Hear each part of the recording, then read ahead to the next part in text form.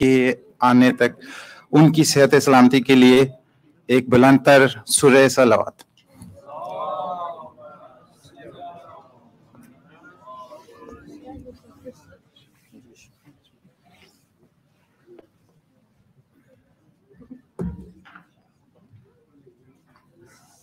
सैयद इरशाद है अब तवाल आजी ना शुरू मुश्किल नहीं है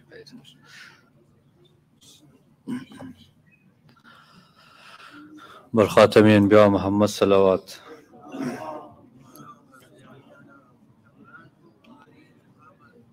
औज़ु बिल्लाहि मिनश शैतानिर रजीम।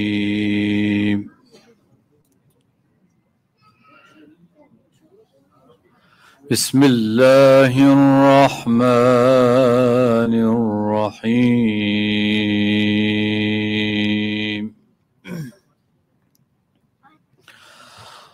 वज़्ज़ुहा वल्लैलि इज़ा सजा मा वद्दअका रब्बुका वमा क़ला।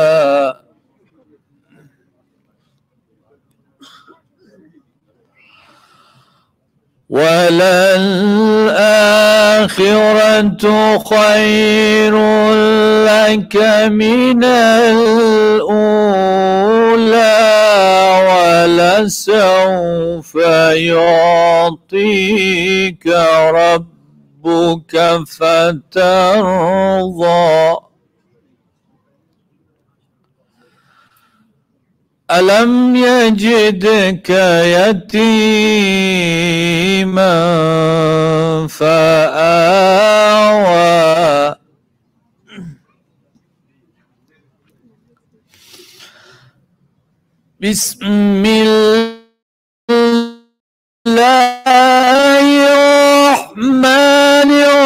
बिस्मिल्लाहिर्रहमानिर्रहीम। वज़्ज़ुहा वल्लैलि इज़ा सजा।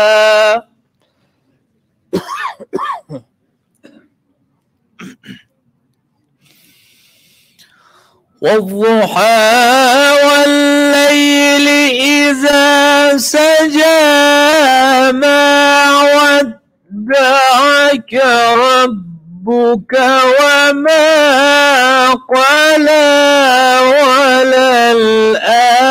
वललआखिरतु खैरुन लक मिनल-ऊला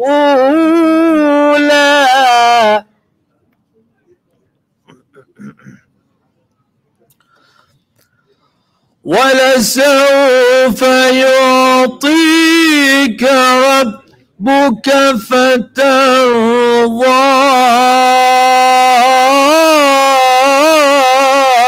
अलम यजिदका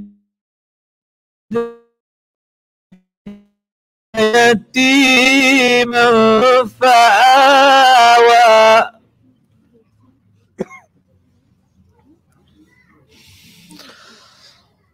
ووجدك ضالا فهدى ووجدك عائلا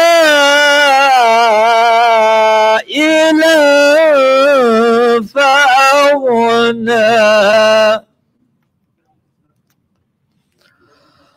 فأما اليتيم فلا تقهر وأما السائل فلا تنهر وأما بنعمة ربك فحدث. صدق الله العلي العظيم.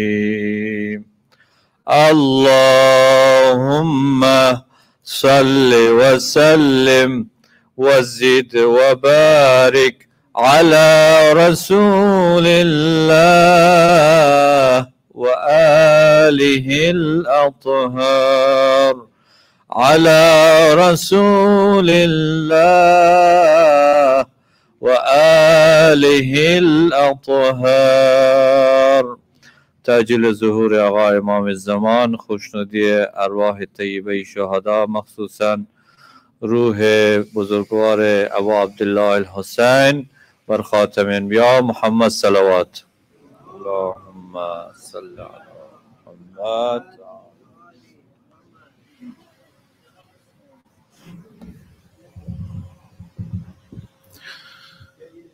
Jazakallah, Syed Irshad. I would like to request Aga Syed Sarmadi Rizvi Sahab to come forward and recite the Majlis in English. If you guys can recite a salawat, please. Allahumma salli ala.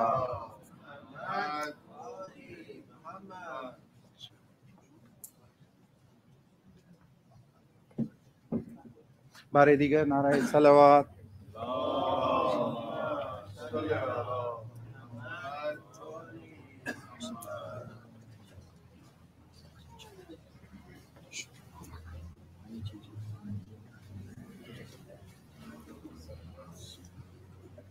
محمد وآل محمد صلوات. اللهم صل على محمد وآل محمد.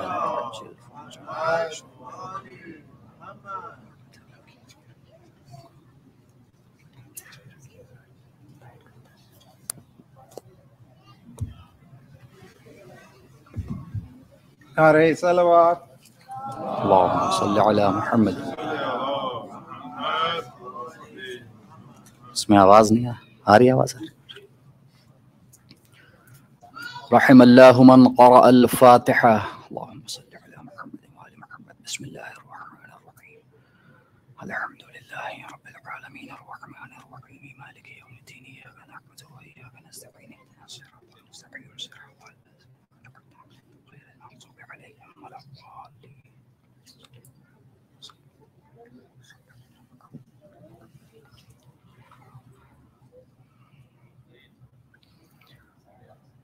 لا حول ولا قوة إلا بالله العلي العظيم.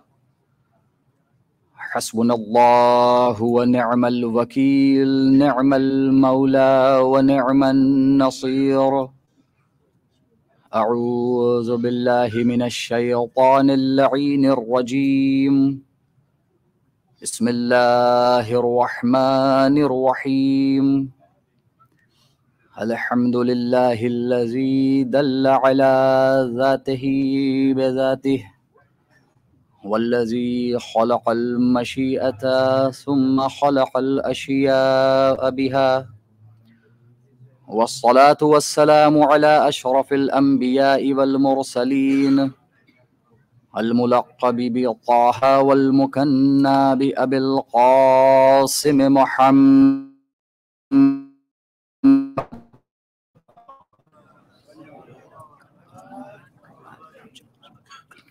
وأهل بيته الطيبين الطاهرين المعصومين المنتجبين المنتخبين المظلومين، الذين أذهب الله عنهم الرجس وطهرهم تطهيرا.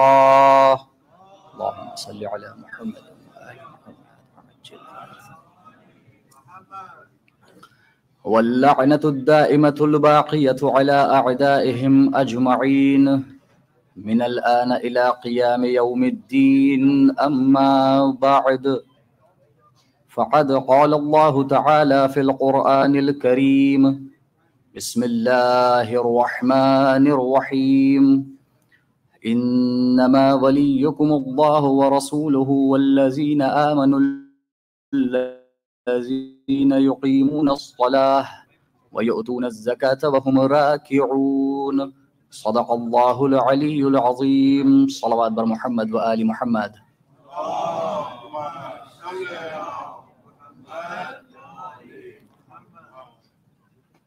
Respected elders, dear brothers and sisters, Assalamu alaikum wa rahmatullahi wa barakatuh.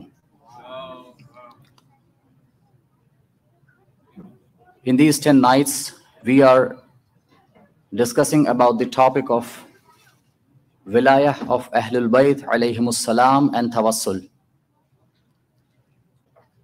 Last night, we ended with this point that for the wali to have the wilayah, it is not a two-way relationship. When we say someone is a father, that means he has a son or a daughter. When I say I am a teacher, that means there is a student whom I teach. These are two-way relationships. But for a wali to have wilayah, it is not necessary that if there is a Mawla, there should definitely be a Mawla alayh. And I told you last night, for example, if Hazrat Ali alayhi salam is Mawla and I follow him, I am the Mawla alayh, or you are the Mawla alayh. So for someone to be a wali, he doesn't need a Mawla alayh. He can be a wali even if there is no one following him. If you could recite a salawat on Muhammad wa ali Muhammad.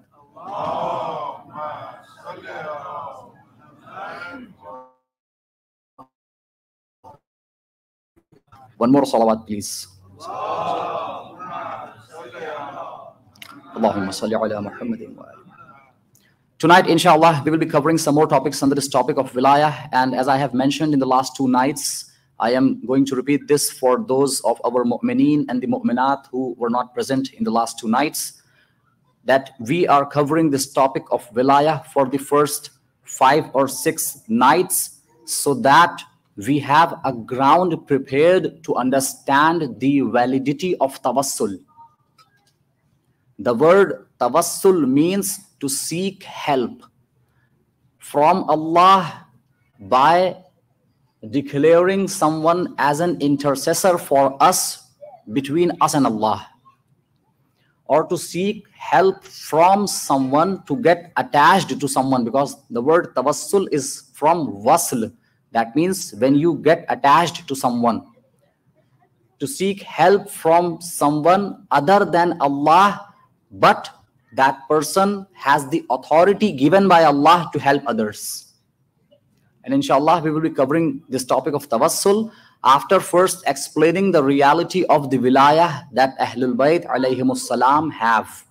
Because by virtue of this wilayah only given to them by Allah, they are able to help us, even though apparently they are not present in this world in the physical form. The next point that we would like to discuss tonight is the types of wilayah and its levels. If you could recite a salawat on Muhammad wa ali Muhammad.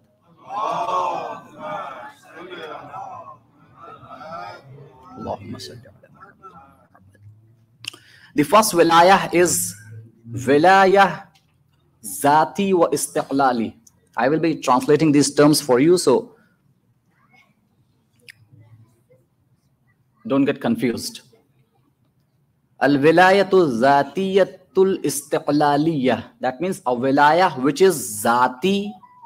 That means which is essential within the essence of someone. And istiqlali, that means independent of anyone else. This wilayah belongs to Allah subhanahu wa ta'ala.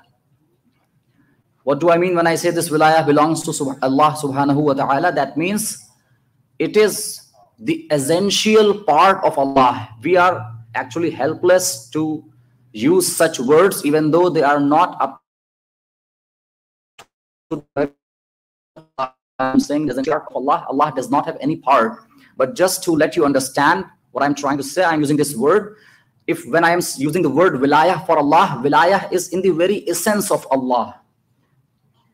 That means Allah owns the wilayah in the sense that no one has given it to him.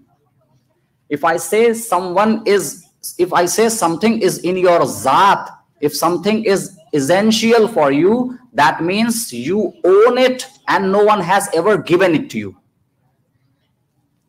And this wilayah is only for Allah, that he owns it and no one has given it to him. He is the owner of this wilayah. No one has given him this wilayah. Rather, he gives this wilayah to anyone he wants. The second thing is istiqlali, that means independent. This wilayah has not been given to Allah, and therefore he is independent in owning this wilayah. He is not dependent upon anyone to have this wilayah. And of course, when we defined the term essential, it became clear that if he is the owner of this wilayah in the sense that no one has given him this wilayah, then of course he is not dependent upon anyone in owning this wilayah and in using this wilayah, of course. When we use the word own for any one of us, it is not in reality the meaning that we own this thing and no one has given it to us. For example, you buy a car for your son and you gift it to your son. Your son now becomes the owner of the car. And if you go for the paperwork, you find the name of your son there, not your name. Your son owns the car, but you have given this car to your son. He does not own this car essentially. Rather, it is something that has been gifted to him and now he owns this. It is totally i'tibari. We believe, and we have defined it in this way, and so we believe that he is the owner of the car, but he is not in reality the owner. But when we talk about Allah's wilayah, he owns this as an essential thing in the sense that no one has given it to him. Rather, he gives it to someone he wants. So this is the first kind of wilayah. I am trying my best to explain it, and sometimes repetition is considered bad, but I am repeating few things so that my youths are able to understand the point that I am trying to convey to them. The second type of wilayah, when we discuss the first type, of course, the second type is clear, which is wilayat ifazi wa ghayri. That means a wilayah, a guardianship that has been transferred to someone, which has been gifted to someone, and therefore he essentially does not own this wilayah. Rather, it has been given to him by someone else. Of course, here in our discussion, it has been given to him by Allah. And therefore, it becomes clear when we said last night that the wilayah that Allah owns is the same wilayah that Rasulullah owns. And the wilayah that Rasulullah owns is the same Salam own. It is same in the manner that this is the same wilayah that Allah has. Like I gave you the example of the color white. If three things are white, the common thing between them is that the color is white. But what is uncommon is that the intensity of the whiteness of the color is different. In the same manner, the intensity differs because of the intensity of the existence. The intensity of the existence that Allah has, Rasulullah, even though he is at a level where no one can reach, but still when in comparison to Allah, the intensity of the existence of Rasulullah is not at par with the intensity of the existence of Allah subhanahu wa ta'ala. And in the same manner, the Ma'sumin alayhimus salam, Ayyumma alayhimus salam, their existence also does not have the intensity which the intensity of the existence of Allah has. And that is the reason why the intensity of the wilayah differs, but the wilayah is the same that is coming from Allah subhanahu wa ta'ala. And that is why we define the second type as the wilayah, which is ifazi and ghairi. That means Allah has given this wilayah, this guardianship, this authority over the entire universe to Prophet Muhammad and his Ahlul Bayt. And this is not something owned by them as an essential part of this existence. However, one thing should be added here. Even though this guardianship is not the essential part of their existence, but still because they are at a level where they will never commit any sin and where they will never go ever against the will of Allah, that's why even though this is not an essential part of their existence, but still Allah will never separate this wilayah from their existence. Like the hardness of a stone cannot be separated from the stone, like the wetness of water cannot be separated from water, in the same manner the wilayah and the knowledge of Ahlul Bayt alayhimus salam cannot be separated from them. Sallu ala Muhammad wa ali Muhammad.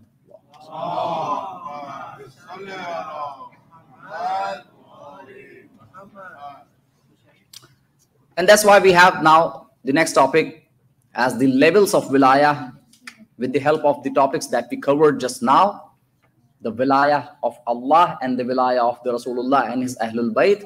We can now draw levels of wilayah, where the first level, of course, belongs to Allah, the wilayah of Allah, which is essential and independent. Now, this majlis is, of course, for the youths especially, and for the children sitting in front of me. So try your best to listen properly to what I'm saying. And if you have any questions, please do come to me before the beginning of this majlis, because after the majlis ends, I go from here to west, so I do not have any time to answer your questions.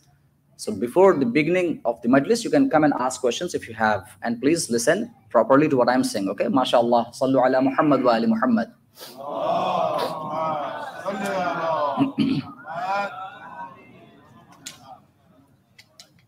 The levels of wilayah. The first level at the very top is Allah, who owns this wilayah. And once again, I must say that when I'm saying at the very top is Allah, that doesn't mean someone is below him and there is some comparison. I told you that because of the helplessness of the language, there are some meanings which cannot be conveyed in the wrapper of words, isn't it? And this also happens in our lives, that we say, okay, I just cannot tell you how I am feeling. I just cannot express my emotions. That means the realm of the words is limited, and the realm of the feelings and meanings transcends this realm of words. That is the reasons why sometimes, even for our own affairs, we are saying that I am speechless, I cannot express my emotions. In the same manner, we cannot express the reality which Allah has, and we cannot express the reality of the level at which Allah is. And that's why we are using these terms, that Allah is at the top, and then the second level of wilayah belongs to Rasulullah and Ahlul Bayt alayhimus salam. Or else there is no comparison between Allah and anyone in the existing world. The first level is the level of Allah, where he owns the wilayah essentially, and he is the owner of this wilayah, and he gives this wilayah then to Rasulullah sallallahu alayhi wa alihi wa sallam and his Ahlul Bayt alayhimus salam. The third level is the wilayah of other prophets. Because as you know, if you go and read the narrations, you will see that apart from the 14 infallibles, all the prophets, starting from Hazrat Adam alayhi salam till Hazrat Isa, they all are below the 14 infallibles in their levels, and they have been given this prophethood because they have accepted the wilayah of Muhammad and Ali and Ali Ali. It is because of their acceptance of the guardianship of Rasulullah and his Ahl Bayt that they have been given this prophethood. And we have a narration from Imam Hasan Askari alayhi salam. Allahumma salli ala Muhammad.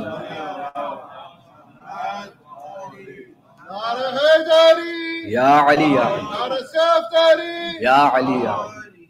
So we have a narration from Imam Hasan Askari alayhi salam, where he says that the prophethood of none of the prophets reached its zenith, reached its completion until they accepted the wilayah of our Jaddah Fatima Zahra Salamullahi alayha. Yes, recite the salawat in the loudest of your voices. Salli ala Muhammad. Ma tammat nubuwwatu wahada min nabiyyin hatta yani till this time the prophethood of any prophet did not reach its completion until he hatta qabila wilayata jaddatina Fatimah az-Zahra, until he accepted the wilayah of our Jaddah Fatimah az-Zahra, because she is the hujjat of Allah upon us and we are the hujjat of Allah upon people. لأنها حجة الله علينا ونحن حجج الله على الناس. She is the authority of Allah upon us, the 11 Imams, and we are the authority of Allah upon people. Sallu ala Muhammad wa ali Muhammad. Sallu ala Muhammad. So this third level is the level of the prophets and their awliya and their wazirs, their awsiya. And at the third level also exists the wilaya of some of the people from the clan of Ahlul Bayt who are the awliya of Allah, like Hazrat Abbas alayhi salam and Sayyida Zainab salamullahi alayha, because they also hold a level of a part of wilaya of Allah in their hands. And to give you an example, in Kufa, when Janab Zainab salamullahi alayha was trying to deliver a sermon, people were clapping their hands and doing halhala. They were making noise by putting their hands, continual palms on their mouth like this. And they were trying their best not to give any room to Janab Zainab salamullahi alayha, not to give any opportunity to her to deliver a sermon. And then the daughter of Ali, Janab Zainab salamullahi alayha, showed her wilayah there when she put her finger on her lips and said, Uskutu, shut up, silent.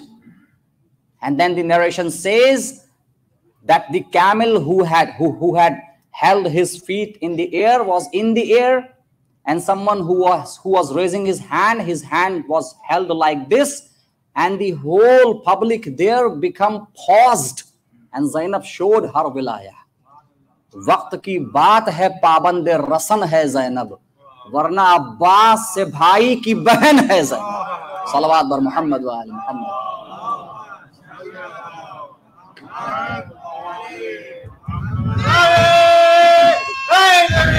या अली अल्लाहुम्मा सल्ली अला।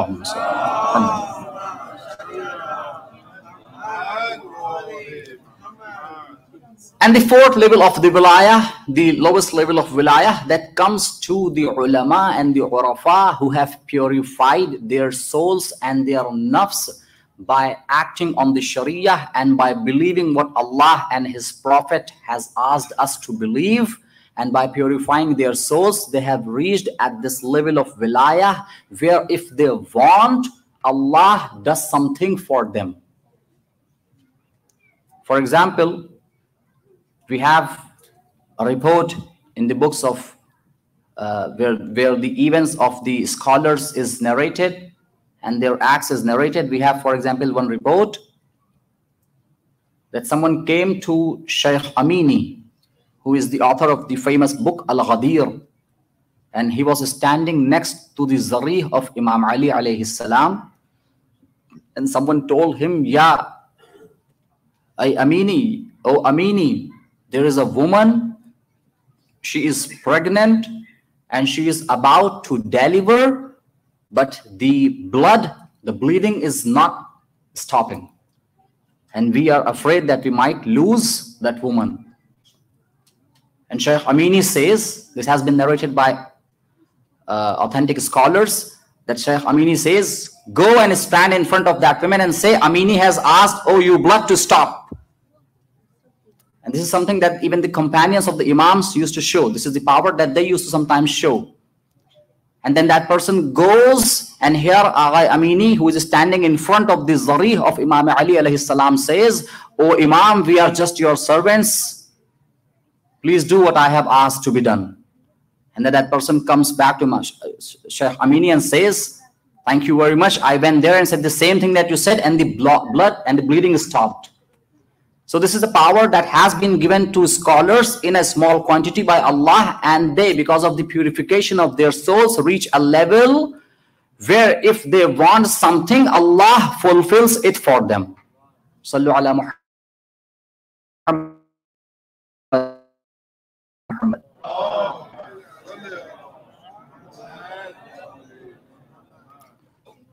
Another point that we would like to discuss tonight is, and this is going to be, of course, the last point that we discussed tonight, is the relation between the wilayah of Ahl Bayt and the wilayah of Allah subhanahu wa ta'ala.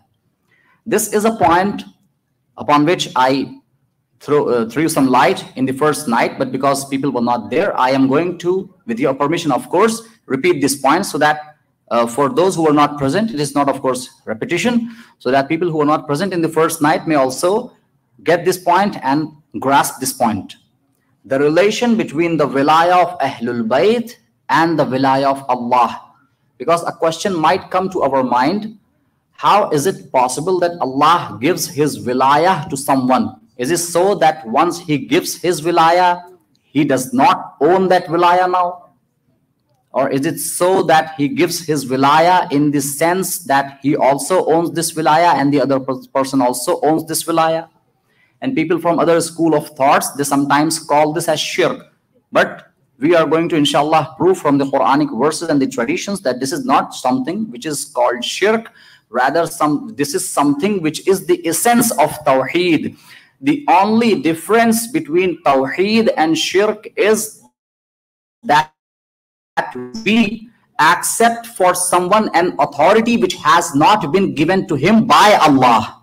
But if we are believing in the authority, in the wilayah of someone who has been given this authority and wilayah by Allah, then not believing in that wilayah is shirk. Rather believing in it is the Tawheed itself. So therefore, we will discuss this relation between the wilayah of Ahlul Bayt alayhimus salam and the wilayah of Allah. I mentioned on the first night that the wilayah of Allah does not have any horizontal relationship with anyone else, which we call as the relationship in arz. The word arz that we also use in Urdu, if you draw a horizontal line, it is known in Arabic as ard. The wilayah of Allah does not have any horizontal relationship with anyone else. That means anyone next to Allah, anyone considered as the sharik of Allah, na'uzu billah. Then few people come and say that the wilayah of Allah and the wilayah of Ahlul Bayt alayhimus salam have a vertical relationship. Not horizontal, but vertical relationship. Sallu ala Muhammad wa ali Muhammad. Listen properly. Listen. Allahumma salli ala Muhammadin wa ali Muhammad. The relationship of the wilayah of Ahlul Bayt and the wilayah of Allah. But I told you in the first night, and let me repeat that once again, when we considered something in a vertical relationship, that means this wilayah is coming from Allah in a vertical relationship, and then it's the wilayah of Ahlul Bayt. There is a problem. Because in the vertical relationship, you have to consider the beginning of the second wilayah, that is the wilayah of Ahlul Bayt, and with the consideration of the beginning of the second line, the vertical line or the wilayah, you also have to consider the end of the first line. It is in the vertical relationship, it is only when the first wilayah ends that the second wilayah begins. Isn't it? At least nod your head, yeah, thank you. When the first vertical line ends, then the second vertical line begins. And the relationship of the wilayah of Ahlul Bayt and the wilayah of Allah also does not have such, it's not like this also. The reality is that the wilayah of Ahlul Bayt in relation to the wilayah of Allah is al-wilayatul mazhariyah. That means the wilayah of manifestation. The wilayah of Allah has no limits and no boundaries. It is from the east to the west, and I am using east and the west just because of the helplessness of the language. It is boundaryless, it is limitless, la hadda lahu, la hadda laha. It does not have any boundary. So the wilayah of Allah never ends, so that the wilayah of someone else begins from there. And the wilayah of Ahlul Bayt is the wilayah of manifestation. That means the wilayah of Allah is everywhere, but it gets manifested through the physical existence of the Ahlul Bayt alayhimus salam. Let me say that once again. The wilayah of Allah does not have any boundary. It exists everywhere and over everything, but it gets manifested through the essence of the Ahlul Bayt alayhimus salam. In other words, if you want to see the knowledge of Allah, see the knowledge of Ali ibn Abi Talib. If you want to see the wisdom of Allah, see the wisdom of Muhammad Mustafa.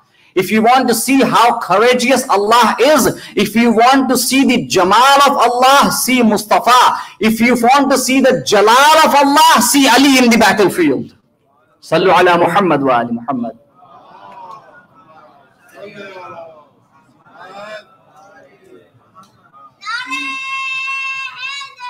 Ya Ali, Ya Ali.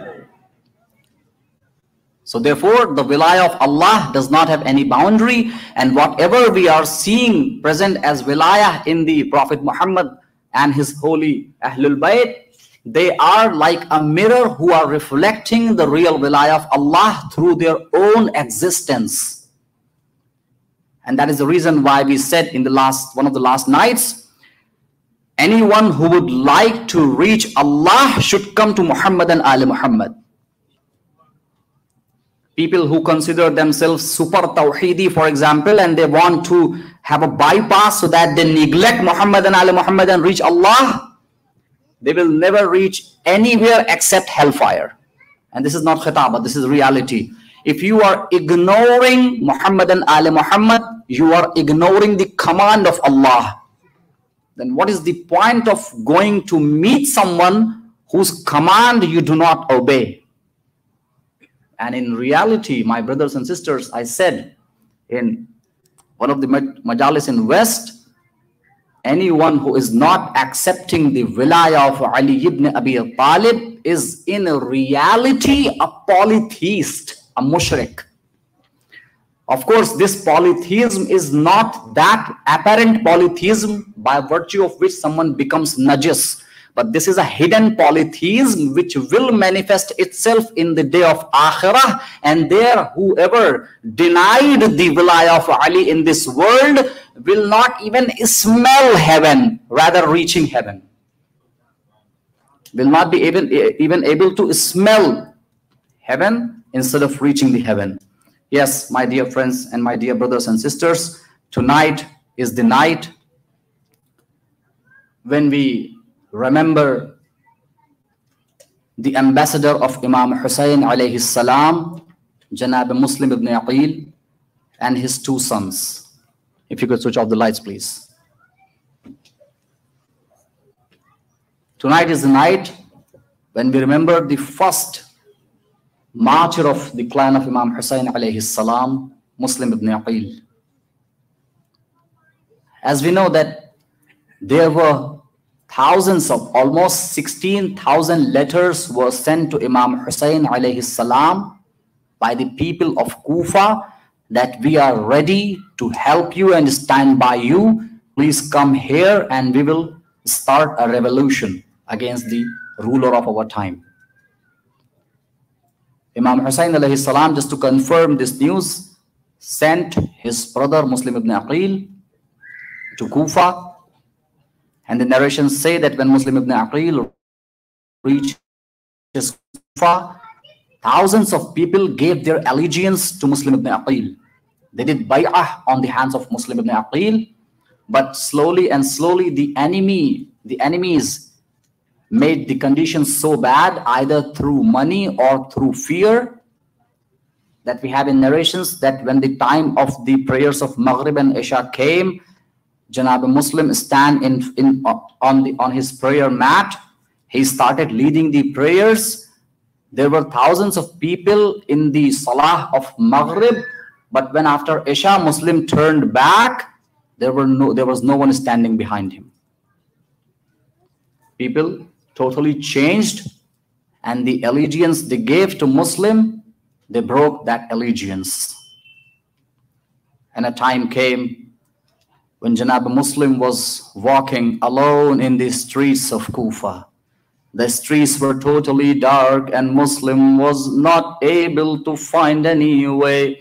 He did not have any helper who would come forward and ask Muslim if he has eaten anything or if he has drunk a sip of water.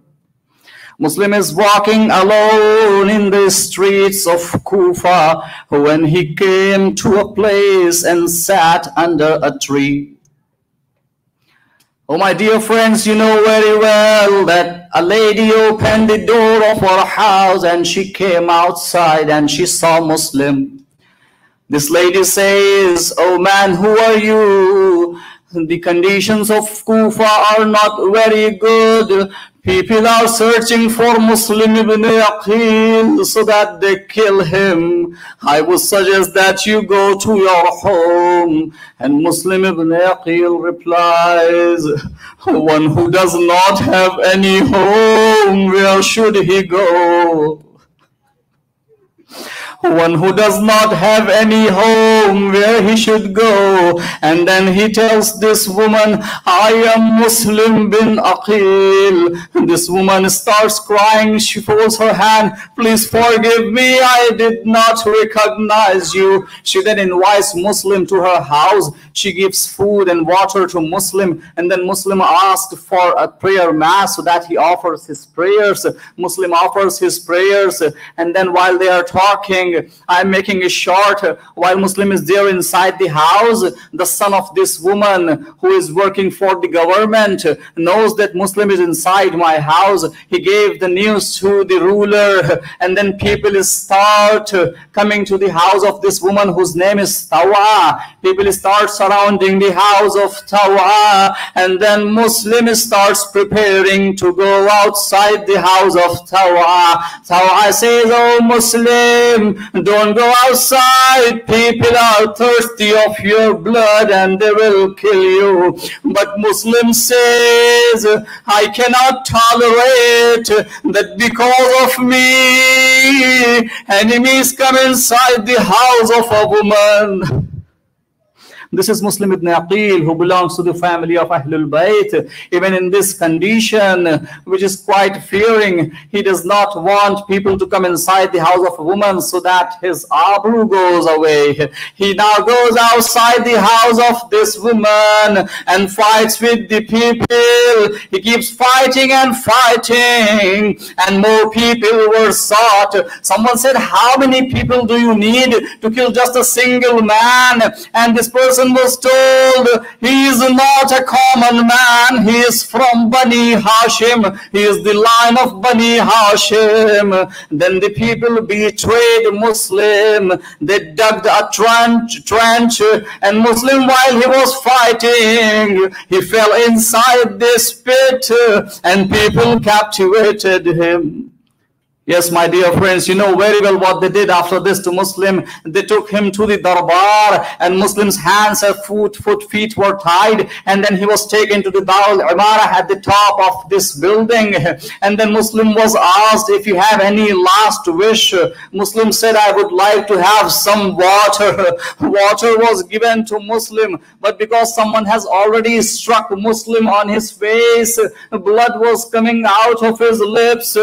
Muslim wanted to drink some water, but blood dropped in the water. Muslim once again asked for water. 3 times water was brought for him. Every time the blood would drop in the water, and Muslim is not able to drink water. Finally, Muslim says, "Now I know I will not be able to drink water because my Maula will also not be given water in the lands of Karbala." Yes, my dear friends, my dear brothers and sisters, this is what Muslim went through. This is what Muslim went through, and finally his head was cut from his body, and enemies threw his body from the roof. And then the operation did not stop here. People tied ropes in the feet of Muslim, and the body of Muslim was roamed in the entire city of Kufa. Yes, my dear brothers and sisters, tonight we also discuss the 2 kids, the 2 sons of Muslim, the yatim of Muslim, the orphans of Muslim, who after the event of Karbala somehow fled from the Karbala, and later the enemy captivated them and they put them in a dungeon, they put them in a jail, and both the brothers were kept separated from each other for an entire year. And they could only hear each other's voice because the jails were next to each other. And one brother, after a year, had gone by, one brother said to another brother, "Oh Muhammad," one's name was Muhammad.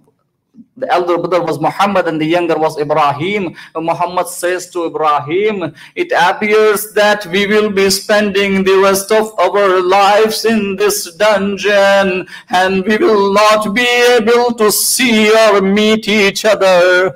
And the other brother says, "Let's do one thing. When the dungeon master comes tonight, let's tell him who we are. Maybe he has some mercy upon us."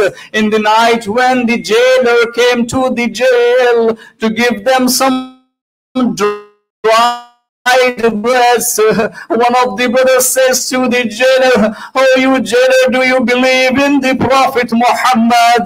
He says, "Yes, I am Muslim." He says, "Do you believe in Ali ibn Abi Talib?" He says, "I am the lover of Ali ibn Abi Talib."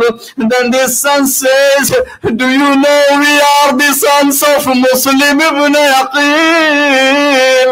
This man starts crying and weeping and beating his face. "Oh, my masters, please forgive me. I did not know that you are the sons of Muslim." He then promises them that in the night when there is total darkness, I will open the gate of the jail and then you can escape. The night comes, these two sons of Muslim escapes. I won't read the whole maqal, I'm shortening it. These two sons of Muslim escape the jail and they finally reach a house where a woman gives them shelter. She gives them food and water. They finally go to sleep, but because of the sound of their breath, in one of the narrations it is mentioned that they were sleeping and the sound of their breath was heard by the son of this woman, and now he knows that the sons of Muslims are in my house. He now takes these two sons and takes them to the riverside, to the bank of Furat, so that he kills these two sons of Muslims. Do you know what the sons of Muslims say to this person? They said, "Oh, you mal'oon, please don't kill us.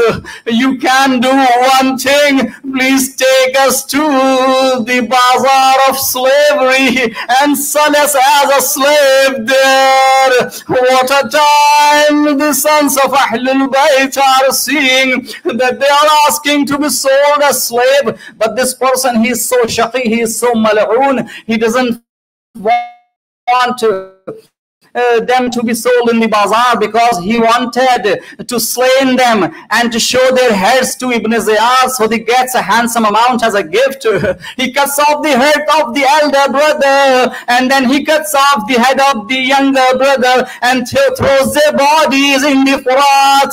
The narrations say that these two brothers used to love each other so much that even in the river their bodies came close to each other. We have in narrations that this person, the final lines, when this person reaches Ibn Ziyad, Ibn Ziyad, who is so merciless, when he looks at the innocent faces of these two kids, he says, "Oh man, did you not have any mercy that you killed these two innocent kids of Muslims?"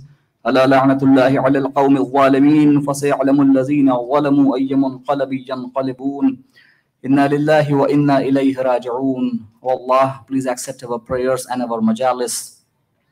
Ya Allah, whoever is sick in our community, please give him shifa.